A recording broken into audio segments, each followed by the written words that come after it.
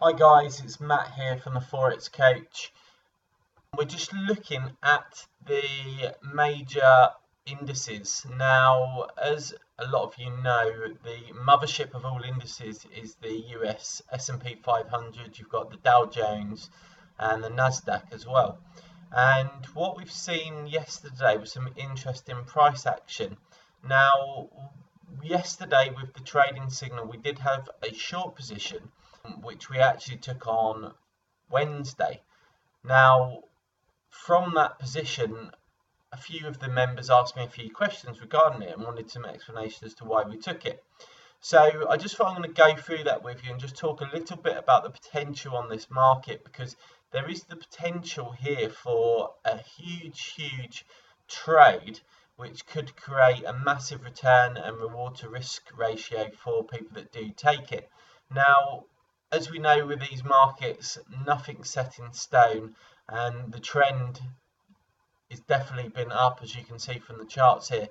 But let's just break it down and have a look at a bit of the information and see what we have got. Now, one of the trades that I did take this week, you can see here. Now, if we have a look, we've got Wall Street future, S&P future. Now, the reason I take these futures, and they are available with some brokers, these futures options allow you to trade it without getting overnight charges. So you pay initially a slightly higher spread, but your overnight charges, especially if you're relatively high sort of pounds per pip, are negligible. Well, they're non-existent. You don't have any overnight charges. You just pay for that initial higher spread. Then come September, you can actually roll these over, and you still have to pay slightly extra spread, but you can roll them over into the next available option. So I just wanted to look at one of these. So let's just look at the S&P. So we took this trade on the 29th of June at 6:30, and I just want to explain to you why I took this trade.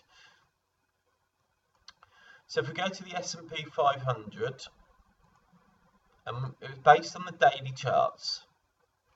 Now, what we actually had was we had this price action the day before, and if you look at the 4-hour chart here, we was looking at a touch of the 100 period moving average on the 4-hour chart. So let's have a look at that.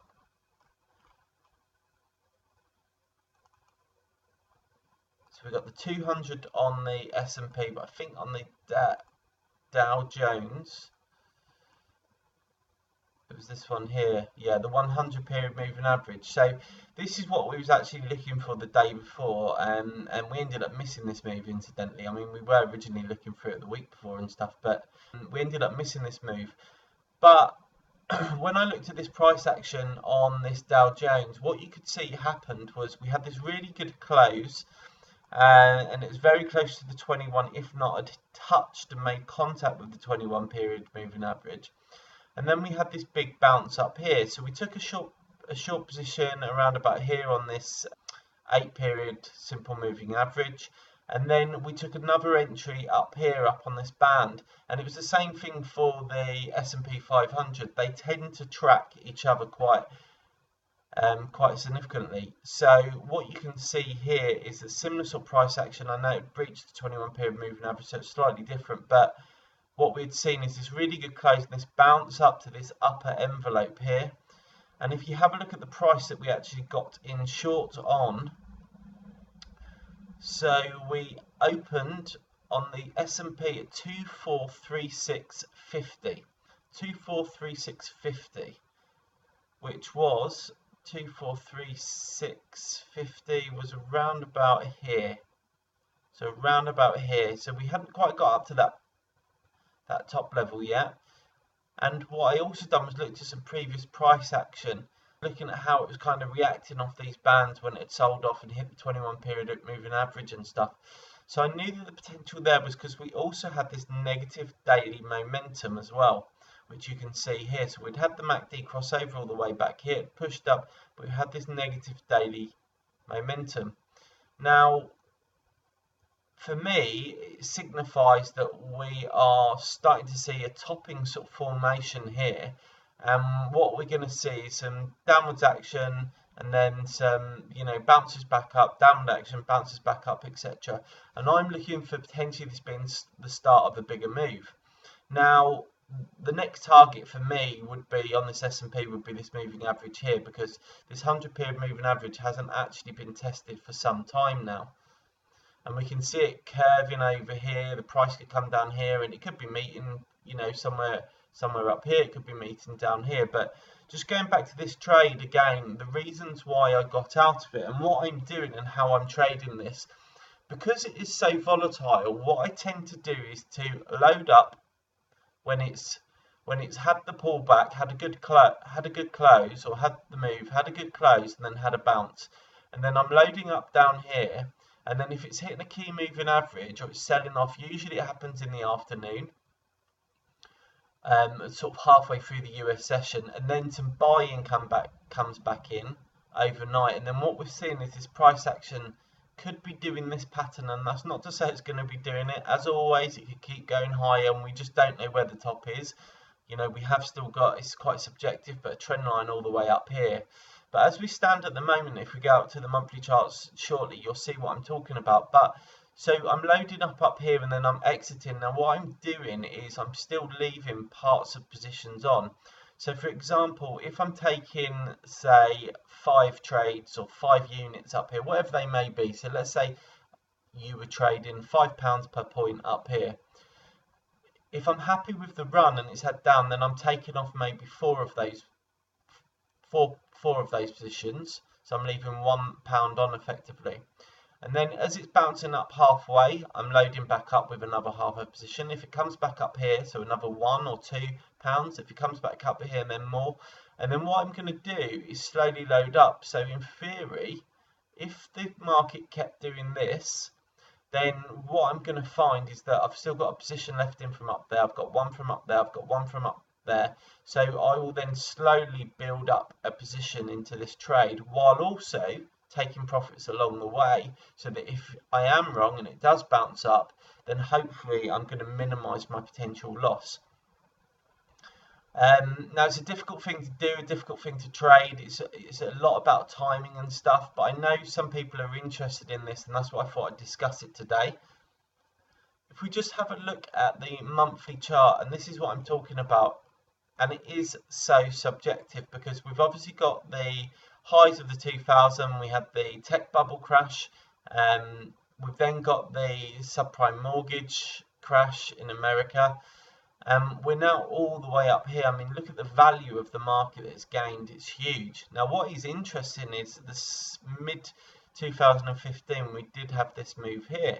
And on the monthly charts, we had this crossover of the MACD, and we had this down here. So what we can see now is this momentum again on the MACD. The momentum on the histogram is rolling over. We've got a similar sort of thing on the stochastics. And if this does come over and cross again, what are we going to get? Well, we're going to get a MACD divergence on there, and even possibly a marginal RSI divergence as well. So, but that is interesting price action on the monthly charts. Now, is it just going to shoot straight down? No, and this is where you need to be realistic. Look at the price action the last time we had a big sell-off, and we sold off here, went down to the 21 period moving average, bounced back up to the envelope, then pulled back down, had a bounce, back up, hit the 21 period moving average and moved back down. And this is the price action that you're going to get, okay? So if you zoomed into this on the daily charts, you know, this could be a week, a couple of weeks worth of rallying here before then another big sell-off. And hence why what I was saying about it's not a rush to get in, and don't load all your positions up at any one point, because it's pointless loading up at the top here to be wrong, get stopped out, and then lose your margin so you can't trade. Now, the way I do this is I have a completely separate account to any other of my trading, and it's what I call my crash account. So it's ready for a stock market crash or correction account, a stock market correction, and I'm only trading the indices with it. I'm only trading short, going short, unless I'm hedging. So for example, rather than taking profit, what you could do is hedge and open up a long position. So you're hedging and locking in your profits effectively. But I've got a completely separate account, and if you do it, it's got to be money or capital that you're happy to lose, because this can just keep going. Now, I'm looking at this trend line here, and it's so subjective because you could say that there is a trend channel of sorts from the lows there, and if you did match this across, so drew this line parallel and kind of took those highs there and those highs there, obviously what you could say is, yeah, okay, slight overshoot there, but are we on this trend channel here, or should it be slightly higher? And is this marking the top? But then you could also say, well, no, that's not the trends channel, and you've got to draw it like this, and that's the trend line effectively, which means that we've still got, yeah, huge amount more upside, and it takes us to this key level, this 2,500. So you've got to expect that the markets can still go up if you're doing this. But the last couple of weeks, we've seen some sell-offs on technology stocks. So if you look at the Nasdaq, the monthly candle has had a big move on it, and we don't know how this is going to close. It's the last day of trade today. It would be very interesting if this did sell off and close within this envelope, because you've got to bear in mind this envelope is still pointing up. So if it did sell off and close inside this envelope, we've obviously got the negative daily momentum. It could come down to this level, maybe the bottom of this envelope, which would probably be some key moving average on some of the sort of daily charts or weekly charts, and then bounce back up, break through, go higher, or bounce back up, touch the top of the envelope and roll back over. It's just hard to tell, but for me, what I'm doing is bearing this price action in mind and then using the daily charts as my entries and exits.